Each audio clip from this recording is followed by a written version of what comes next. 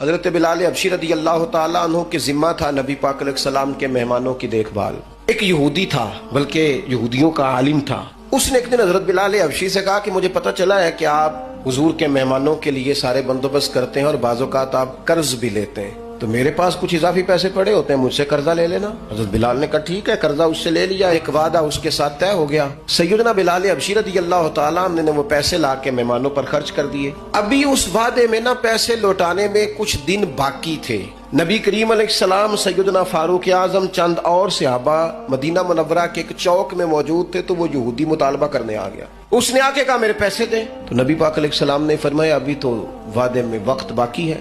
اس نے معاذ اللہ سخت باتیں کرنی شروع کر دی۔ اب آپ کے پاس دلیل بھی ہو، آپ سچے بھی ہوں، وعدے میں ٹائم بھی ہو، تو کسی کی سخت بات سنی جاتی ہے۔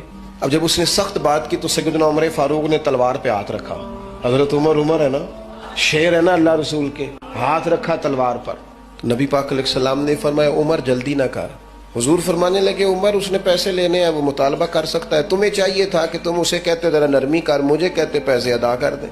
حضور فرمانے لگے اب اس طرح کرو، اس کے ساتھ جاؤ، فلاں جگہ کھجوریں پڑی ہیں، جتنا اس کا قرض ہے اتنی کھجوریں تول کے دے دو، اور یہ جو تم نے تلوار پہ ہاتھ رکھا ہے نا، اسے ڈرایا ہے، تھوڑی کھجوریں زیادہ بھی دے دینا۔ حضرت عمر ساتھ لے گئے، کھجوریں تول کے دی۔ حضرت عمر کہتے ہیں اب حضور کا حکم تھا، تھوڑی زیادہ بھی دی۔ فرماتے ہیں وہ مجھے کہنے لگا عمر ایک بات کرنی تھی۔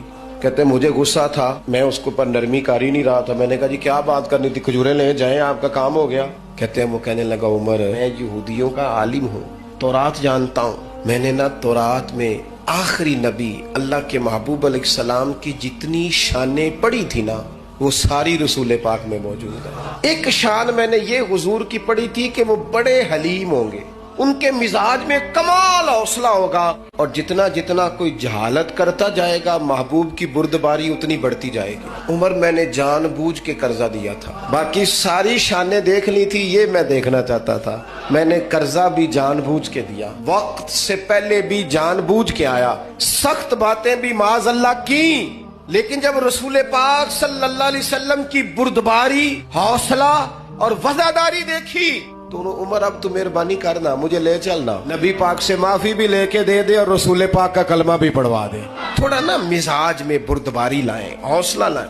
کوئی ضروری ہے ہر سوال کا جواب ہم نہیں دینا ہے؟ نہیں سمجھ آئی بات کی؟ کوئی ضروری ہے کہ جو بندہ جو بات کرے گا ہم اس کی سطح پہ اتریں گے؟ میں تو انہوں پوچھ لینا ہے، کئیاں نو نہیں بھی پوچھی دا۔ میں اکثر دوستوں سے کہتا ہوں ساری عدالتیں خود نہ لگاؤ، ایک عدالت قیامت والے دن بھی تو لگنی ہے نا، کچھ فیصلے اس عدالت پہ بھی چھوڑ دو، کچھ چیزیں اللہ تبارک و تعالیٰ کی بارگاہ پر چھوڑ دو۔